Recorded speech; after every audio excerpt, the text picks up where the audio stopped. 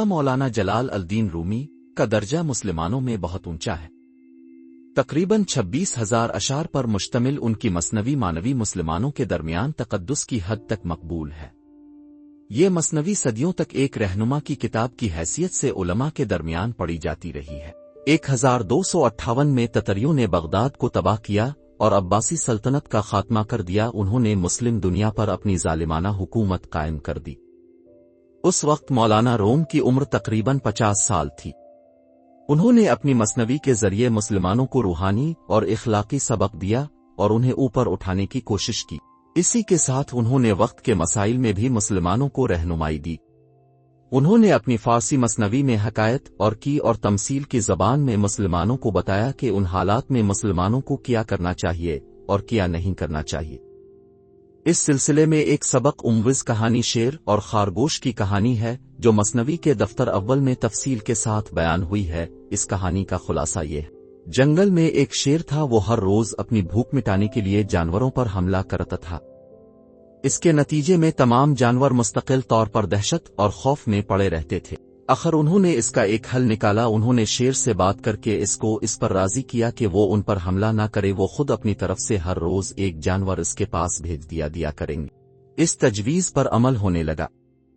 اس کی صورت یہ تھی کہ ہر روز خوراک کے ذریعے یہ طے کیا جاتا کہ آج کون سا جانور شیر کی خوراک بنے گا۔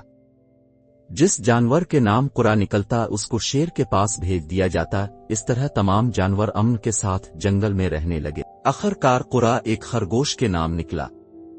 یہ خرگوش پہلے سے سوچے ہوئی تھا کہ جب میرے نام قرا نکلے گا تو میں اپنے آپ کو شیر کی خوراک بننے نہیں دوں گا، بلکہ تدبیر کے ذریعے خود شرک کو ہلاک کر دوں گا۔ سوچے سمجھے منصوبہ کے مطابق خرگوش 1 گھنٹہ کی تاخیر کے ساتھ شیر کے پاس پہنچا۔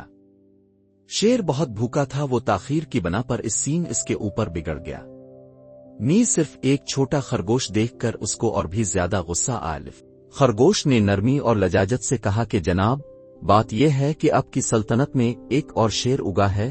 جانوروں نے اب کی اج کی خوراک کے لیے 2 خرگوش بھیجے تھے، مگر دوسرا شیر ہمارے اوپر جھپٹا۔ ایک کو تو اس نے پکڑ لیا، میں کسی طرح بھاگ کر آپ کے پاس آلف ہوں۔ اب شیر کا غصہ دوسرے شیر کی طرف موڑ گیا۔ اس نے چلا کر کہا کہ دوسرا شیر کون ہے جس نے اس جنگل میں آنے کی جرات کی ہے؟ مجھے اس کے پاس لے چلو تاکہ میں اس کا قصہ تمام کر دوں۔ اب خرگوش کے ساتھ شیر روانہ ہوا۔ خرگوش نے اس شیر کو ادھر ادھر گھمایا اور آخر میں اس کو کنویں کے کنارے لا کر کھڑا کر دیا اور کہا کہ حضور، وہ شیر اس کے اندر موجود ہے، اب خود اس کو دیکھ لے۔ شیر نے کنویں کے اوپر سے جھانکا تو نیچے پانے میں اس کو اپنا عکس نظر آیا۔ اس نے سمجھا کہ خرگوش کا کہنا درست ہے اور واقعہ اس کے اندر ایک اور شیر موجود ہے۔ بڑھئے شیر غرا، دوسرا شیر بھی غرا اٹھا۔ اپنی سلطنت میں اس طرح ایک اور شیر کا گہس آنا اس کو برداشت نہیں ہوا۔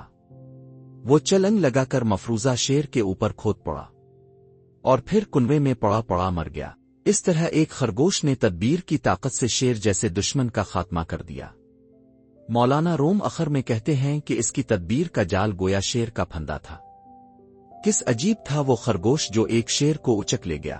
دام مکر و کمند شیر بود طرف خرگوشی کے شریرہ ربود۔ یہ حکایت کی زبان میں ایک رہنمائی تھی جو مولانا روم نے اپنے زمانے کے مسلمانوں کو دی۔ مولانا روم نے مسلمانوں کو مجاہدانہ اقدام پر نہیں ابھارا۔ انہوں نے یہ نہیں کہا کہ جنگل کے تمام باسیوں کو چاہیے کیونکہ وہ متحدہ ہو کر شیر کے اوپر حملہ کرتے۔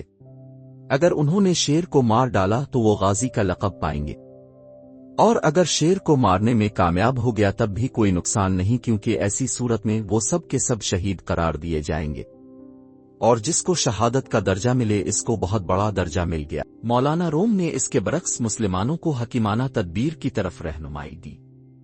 انہوں نے موت کے بجائے زندگی کا طریقہ بتایا۔ ان کی بتائی ہوئی حکیمانہ تدبیر میں انسان کو ابتدا چھوٹا بننا پڑتا ہے، مگر آخر مرحلہ میں پہنچ کر وہ بڑائی اور فتح کی بلند مقام کو پا لیتا ہے۔ مولانا روم کی نصیحت حال کے لیے بھی اتنی ہی کارآمد ہے جتنی وہ ماضی کے لیے کارآمد۔